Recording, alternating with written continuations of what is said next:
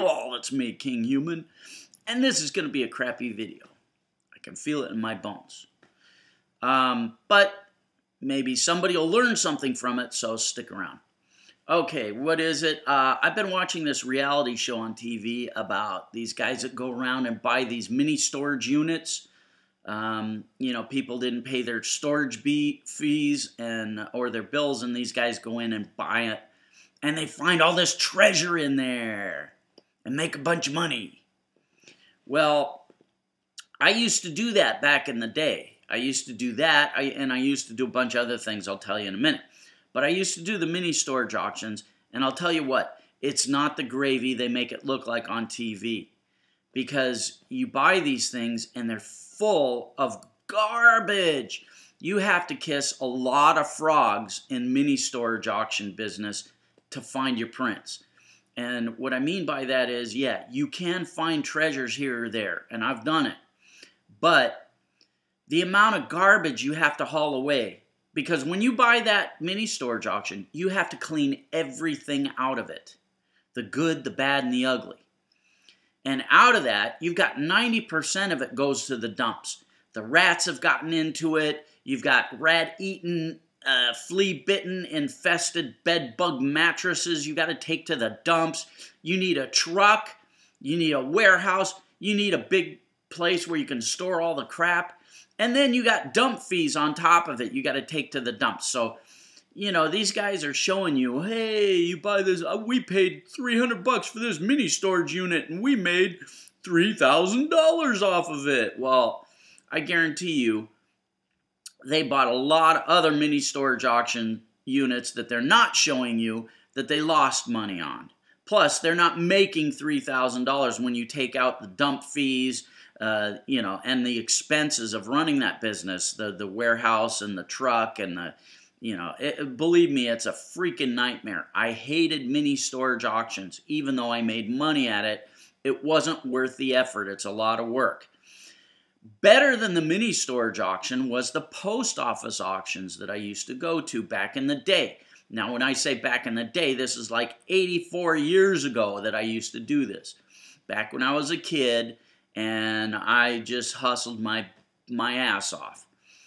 The thing about the post office auction was, back in those days, I could buy a tub. And a tub is a great big, I don't know, it's probably 4 feet by 4 feet by 4 feet deep on wheels, and it's full of merchandise.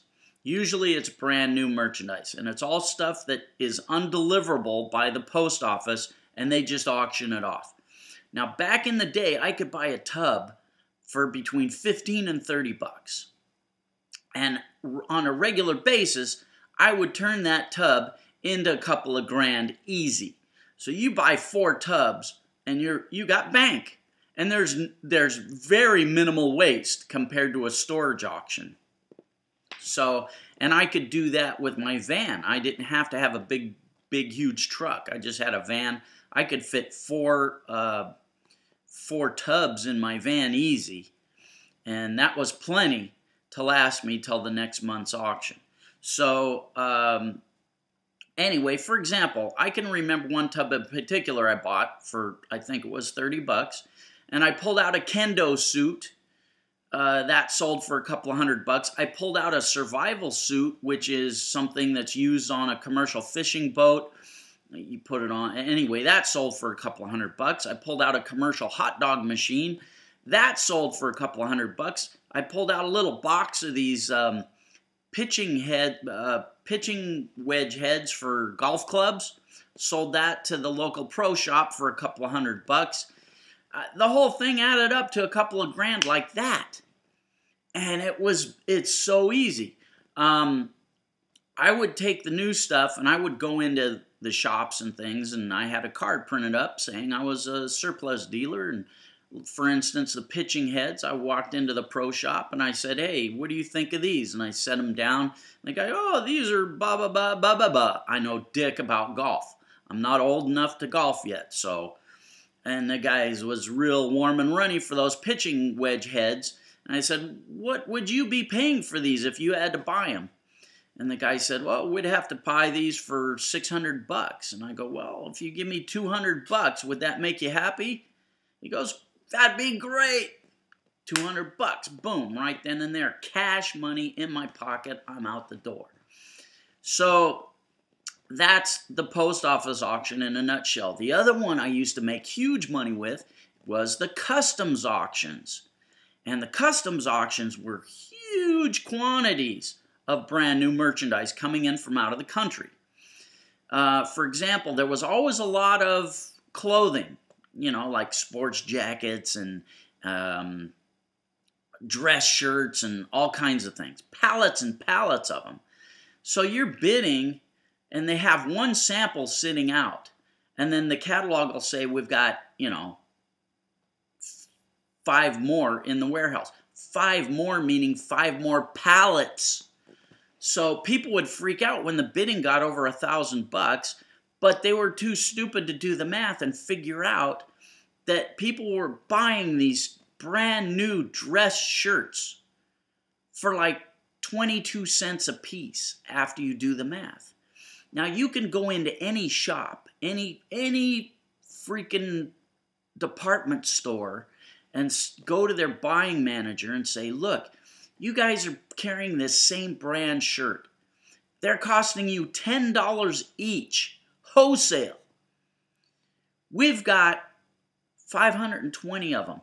If you take them all, I can give them to you for $3 a piece. And they would jump on it. And I had a sales rep that would go and call on all these different shops and stuff, paid her strictly on commission. Huge money. It was so easy. So anyway, go check out the post office auction, get on their mailing list, and attend one. Now, like I say, when I was in it, it was before eBay was even invented. So I went to stores and sold the stuff, and I went to the flea market and sold the stuff. And I made bank. And the tubs were going for $15 to $30 a piece back then. Now, since eBay's been invented, I'm sure those tubs are going for a lot more money because it's easier for any housewife Joe Schmo to be in business. So supply demand, those tubs are going to be selling for a lot more. I'm sure of it. But go check it out. You'll still be able to find some deals, I'm sure. That's post office. Next, I want you to go sign up for the customs auctions. And do your Google searches. Don't email me because I'm not doing your work for you. Everybody lives in a different part of the country. You check it out. I know there's a post office auction in San Francisco. I don't know where the customs auctions are anymore because I'm not dialed into all of that anymore. I don't do it. So get on that list and go check that out. Here's a good customs auction story. I had a buddy that used to go to the customs auctions, and he bought things like these big pallets, and they were called aircraft spares.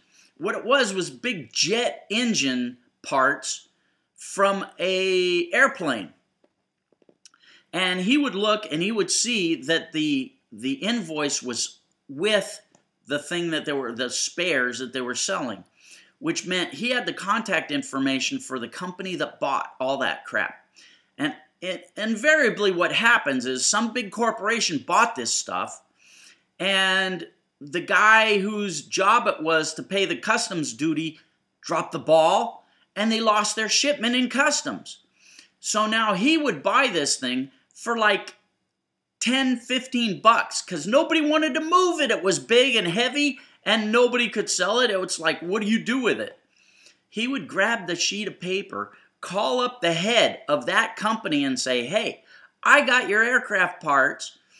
They paid $80,000 for these parts to be brought in, and they need them.